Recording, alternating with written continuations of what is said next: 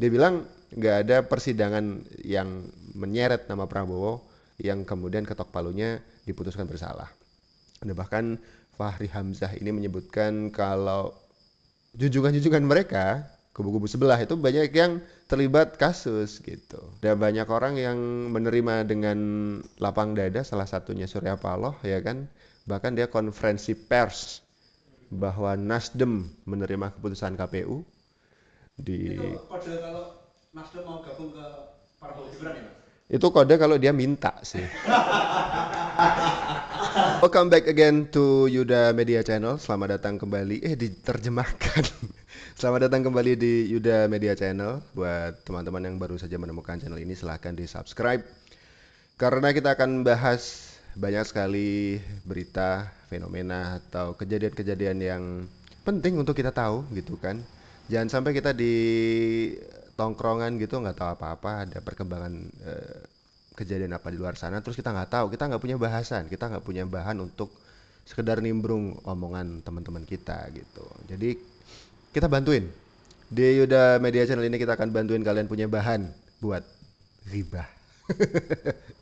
Ya, seperti yang akan kita bahas di kesempatan kali ini, ada satu peristiwa penting untuk kita semuanya sebagai warga negara Indonesia, bahwa kemarin malam baru saja diumumkan siapa pemimpin kita untuk 5 tahun ke depan.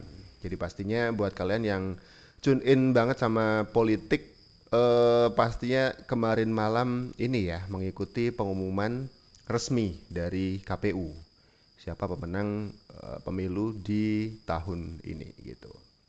Nah ini sudah banyak sekali yang kemudian bikin apa ya, bikin ada yang reaction, ada juga mengungkapkan kekesalan karena pasangan calon yang mereka dukung itu nggak menang. Ada juga, pokoknya banyak gitu. Salah satunya adalah ini, kita ke FYP TikTok dulu ya.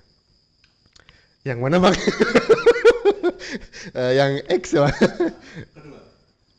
Ini ya, saya bukan operator, mohon maaf ya. X. Oh iya X. Oke. Udah muncul kan? Nah ini kita baru aja nemuin video TikTok ya. Ini tim hukum Amin berada di Mahkamah Konstitusi setelah pengumuman pemenang pemilu tadi malam. Ngeplaynya gimana? Hai.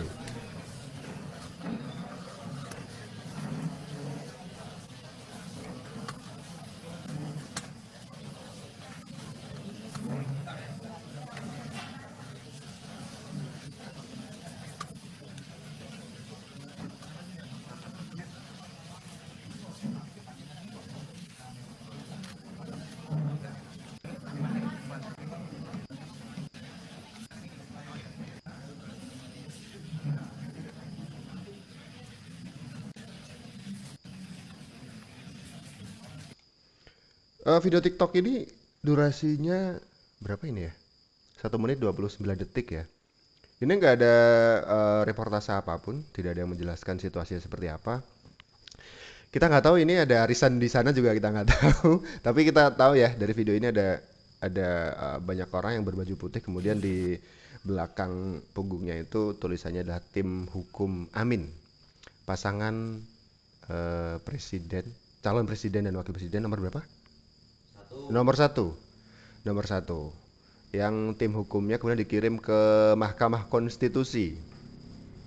Dari sini kita bisa lihat ya, tim hukum dari pasangan calon yang ke Mahkamah Konstitusi itu pastinya pengen menyampaikan kekesalan mereka karena pasangan calon yang mereka dukung atau mungkin dari pihak yang mencalonkan presiden dan wakil presiden ini tidak sesuai dengan harapan alias kalah gitu.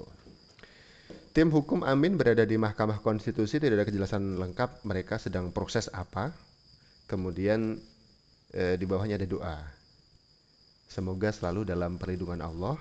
Allah berikan kemudahan atas apa yang ditempuh dan diperjuangkan.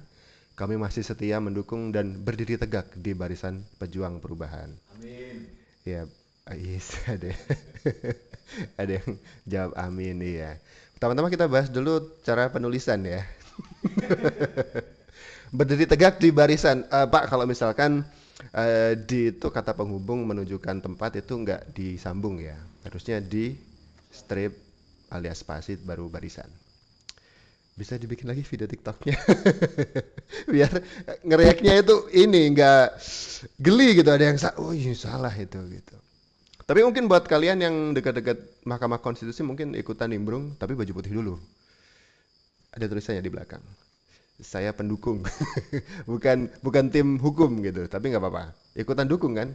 Alias mungkin ini ya, karena banyak ketidakpuasan hasil pemilu dari mulai awal sudah banyak orang menyuarakan ketidakpuasan prosesnya, kemudian dari apa namanya proses kampanye sudah banyak narasi-narasi yang dibuat dari masing-masing paslon itu yang kemudian saling counter gitu ya. Mungkin dari awal sampai proses pengumuman ada banyak sekali kekesalan, tidak puas gitu. Sampai hasilnya sendiri tidak memuaskan. Makanya sampai salah satu pasangan di sini ada Amin, ada Muhaimin dan Anies Baswedan ya, mengirim tim hukumnya di Mahkamah Konstitusi untuk melakukan protes. Ya wajar. Jadi ibaratnya kita nggak suka sama hasil dari sebuah proses yang kita ikut kompetisi di dalamnya terus kemudian kita protes ke panitia gitu. Wajar sih, wajar. Tadi kita memang belum bisa memastikan apakah ini ada kesalahan atau tidak, tapi kita akan putarkan sekali lagi supaya narasumber kita juga bisa mendengar bersama ya.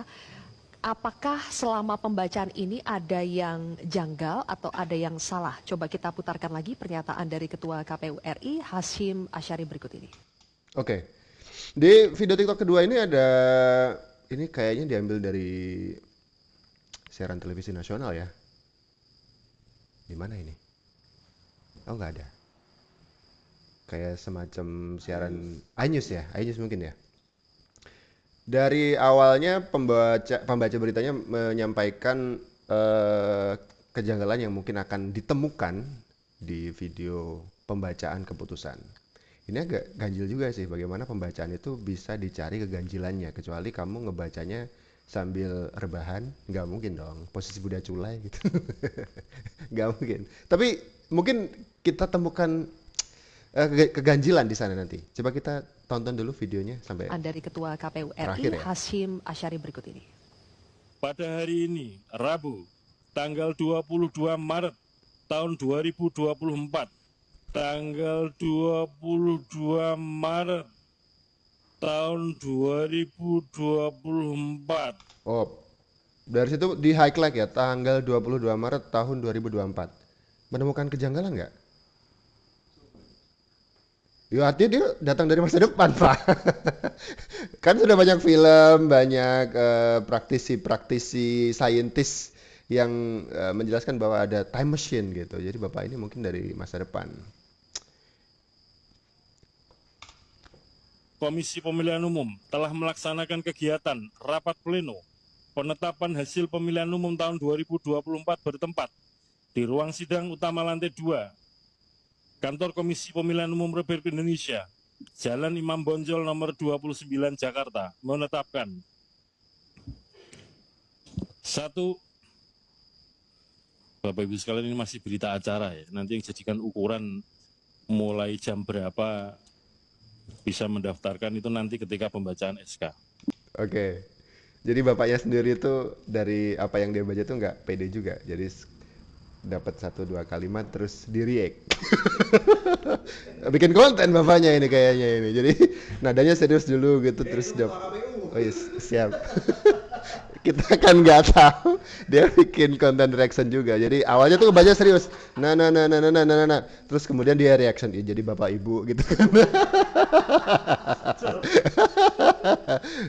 Reaction juga nih bapak, boleh juga nih. Apalagi jadi ketua KPU, pasti yang nonton reactionnya banyak gitu. 1. Pemilu Presiden dan Wakil Presiden. A. Jumlah suara sah secara nasional sebanyak 164.227.407. Mbak Titi, saya langsung ke Anda ini, Mbak Titi, yang tentunya kan terus mengawasi bagaimana KPU ini bekerja dalam pemilu 2024 ini, Mbak Titi. Ketika seorang ketua KPU Hasyim Asyari di awal sudah salah begitu, menyebutkan tanggal hari ini yang seharusnya 20 Maret disebutkan 22 Maret. Anda melihatnya seperti apa sebenarnya? Apa yang terjadi nih, Mbak Titi? Ya, ini kan memang konsekuensi dari sesuatu yang mepet atau injury time, ada potensi kesalahan atau ketidakcermatan teknis itu menjadi akhirnya tidak terhindarkan. Nah, yang dikhawatirkan adalah ketika prosesnya terlalu mepet dengan batas, akhirnya kita tidak punya kesempatan untuk melakukan pencermatan secara optimal. Ini baru pertama kali di dalam sejarah. Oke. Kata narasumber yang dibahas atau ini ya, diundang di acara TV yang di video TikTok ini, dia bilang waktunya mepet gitu, jadi nggak sempat buat melakukan pencermatan, kata dia. Cuman kayaknya kalau emang belum siap diumumin, kenapa diumumin gitu. Artinya kan kalau udah tenggat waktu, sudah ditentukan kapan itu akan diumumkan, artinya nggak ada istilah kata mepet.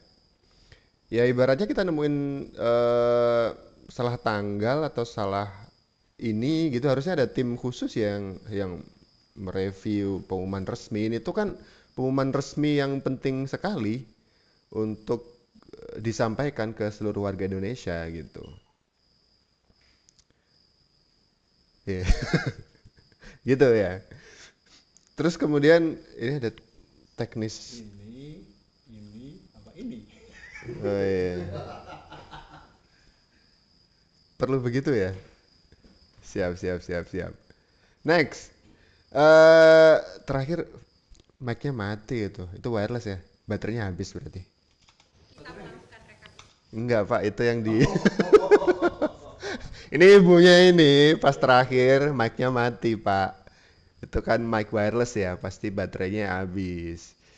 Ini ternyata bukan cuman Pak Hasyim yang jadi bagian dari KPU yang tidak cermat ya. Ini tukang soundman di TV ini juga tidak cermat nih, baterai habis dipakai. Tuh kan masih mati, Pak.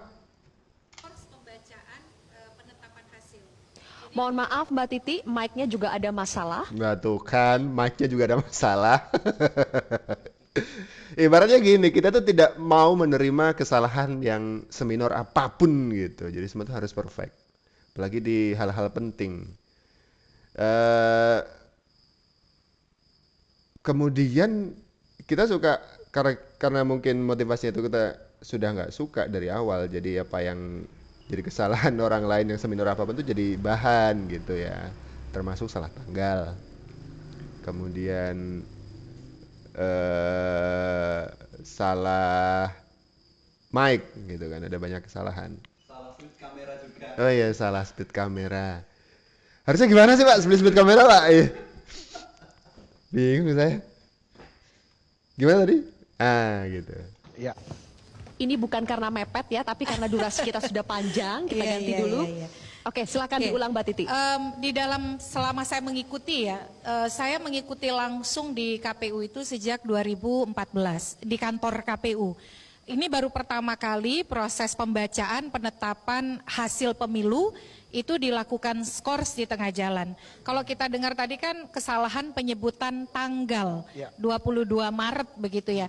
Kalau di pengadilan ya Pak Henry kita bisa lakukan renvoy misalnya kan, menyebutkan saya koreksi dan nanti akan perbaiki di dalam dokumennya begitu. Tapi ini kalau sampai diskors dan diperbaiki, saya duga bukan hanya soal tanggal, tapi ada hal yang lebih substansial atau krusial lainnya yang perlu diperbaiki.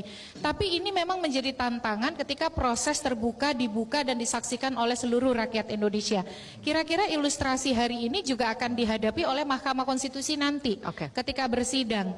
Nah, apa yang terjadi mungkin sepele, tetapi publik akan punya penilaiannya tersendiri soal tadi. Salah satu prinsip penyelenggara pemilu itu adalah profesional. Profesional itu dia harus mengindikasikan kepastian hukum, ketertiban, profesional di dalam bekerja. Nah ini kan wajar kalau kemudian ada keraguan karena ini puncaknya. Ini adalah proses di mana semua orang menunggu. Makanya pembelajarannya adalah jangan pernah melakukan sesuatu injury time. Termasuk juga kepastian dan ketepatan prosedur ya. Baik. Janjinya jam 20 bergeser terus. Apalagi ini kan yang diundang hadir itu bukan orang sembarangan. Ya. Petinggi juga ikut menyaksikan, tetapi yang paling penting publik seluruh Indonesia. Nah, benar ya. Kalau dari segi bagaimana kita menerima kesalahan minor, mungkin ya semua orang punya kepentingan untuk mengawasi ini jadi secermat mungkin karena memang ini urusan penting gitu, urusan negara. Memilih pemimpin negara kita untuk 5 tahun ke depan, jadi penting sekali, nggak boleh ada kesalahan seminor apapun, termasuk soal penyebutan tanggal. Boleh sih. Jadi kalau narasumbernya ini bilang, split dulu. Kalau narasumbernya bilang kekurangan nilai profesionalisme di tubuh KPU untuk hal se-urgent dan sevital ini, pengumuman pemenang pemilu ada benarnya juga sih. Itu remeh dan receh, bahkan Mbak Titik ini ya yang jadi narasumber di video ini bilang ini mungkin sepele, tapi diperhatikan semua mata, semua telinga sedang fokus ke sana. Benar sih. Jadi penyebutan tanggal yang salah ini agak lucu aja sih. Bang, banyak yang nyerang-nyerang terus. Saya bilang, Prabowo belum pernah disidik, Prabowo belum pernah hadir di persidangan. Calon-calonmu itu sudah ada yang disidik, sudah ada yang sebenarnya naik ke penyidikan, Dipanggil berjam-jam. sudah dipanggil berjam-jam, sudah ada yang di ruang sidang. Iya. Orang-orang bikin pengakuan dia terima uang. Iya. Jadi jangan-jangan calon kau itu nanti kalau kalah itu jadi tersangka semuanya. Jangan serang Pak Prabowo, nanti saya serang balik, saya gitu. Iya, Pak. iya, iya. Diferensiasi antara figur Prabowo sebagai baca pres dengan figur yang lain. Iya, pasti. Ya, jadi artinya sangat layak diferensiasi ini dikemukakan kepada halayak karena salah satu keinginan masyarakat banyak ya yang tertinggi itu adalah Iya. korupsi, pemberantasan korupsi. Gitu. Iya, dan Prabowo orang yang paling disiplin Iya. soal korupsi. Karena apa? Prabowo ini ya dengan mohon maaf kita katakan tidak mungkin Prabowo itu kena isu korupsi karena yang dia cari dalam hidupnya itu adalah harta-harta yang terhormat. Iya. Makanya tuduhan orang seolah-olah ada korupsi pun itu omong kosong itu. Nggak mungkin itu Prabowo itu main begituan tuh. Saya sering bilang ya, ini untuk membaca kelas-kelas elit di Indonesia. Prabowo itu punya kakek Pak Margono, itu bankers di zaman Belanda, Pendiri Bank Sentral. pendiri Bank Sentral, Sekarang BNI. BNI. Sekarang ada bapaknya, itu ekonom dunia. Kalau saya ngelihat video TikTok yang satu ini lebih ke kayak ini ya. Ya memang Fahri Hamzah itu kan jadi salah satu anggota partai yang masuk ke koalisinya Prabowo. Artinya kan memang tugas dia juga ikut membentengi dari serangan paslon-paslon yang lain atau pendukung-pendukung paslon yang lain yang ya ibaratnya sudah job desk gitu, udah masuk ke gerbong di mana realnya itu satu, ikut tegak lurus dari koalisi itu. Jadi kemudian ketika ada serangan kanan kiri ya udah default gitu, sudah settingan defaultnya dia harus membela paslon yang diusung dari koalisinya, dalam hal ini Prabowo Subianto. Sebenarnya isu yang diangkat sudah sejak lama dibahas ya, soal isu HAM. Yang paling santer HAM sih, sejak dulu tuh nggak pernah finish. Tapi ada satu kalimat yang menarik dari Fahri Hamzah yang bilang persidangan yang apa istilahnya, kasus yang dituduhkan ke Prabowo, tidak ada satu persidangan pun yang secara ingkrah kemudian ketok palu. Kesalahannya di Prabowo. Nggak ada. Itu satu kalimat yang mesti kita iyakan gitu. Jadi kalau misalkan kita main logika aja, kalau misalkan ada persidangan yang kemudian ketok palunya itu mempersalahkan atau kemudian mencatatkan Prabowo sebagai orang yang dipersalahkan, yaitu kasus sih. Cuman ada benernya dia. Dia bilang nggak ada persidangan yang menyeret nama Prabowo yang kemudian ketok palunya diputuskan bersalah. Ada bahkan Fahri Hamzah ini menyebutkan kalau junjungan-junjungan mereka, kubu-kubu sebelah itu banyak yang terlibat kasus gitu. Ini percakapan default seorang anggota keluarga, bukan sih, anggota koalisi gitu, yang mempertahankan paslonnya dari serangan kubu sebelah gitu. Kita baca juga beberapa komentar yang ada ya. Yang waras pasti pilih Prabowo Gibran, insya Allah menang satu pit. Ya, nulisnya begitu. Puput Febrianis, Prabowo ini sultan dari lahir. Lihatlah silsilahnya. Prabowo itu siapa? Ini sebenarnya nanya sih ya. Karena akhirnya ini tanda tanya gitu. Prabowo ini sultan dari lahir. Lihatlah silsilahnya. Prabowo itu siapa kan gitu. Kalau saya baca begitu kan, tulis saya begitu. Pudan Bordos. Hebatnya pendukung Pak Jokowi dan Pak Prabowo, Mas Gibran benar-benar tenang, nggak koar-koar.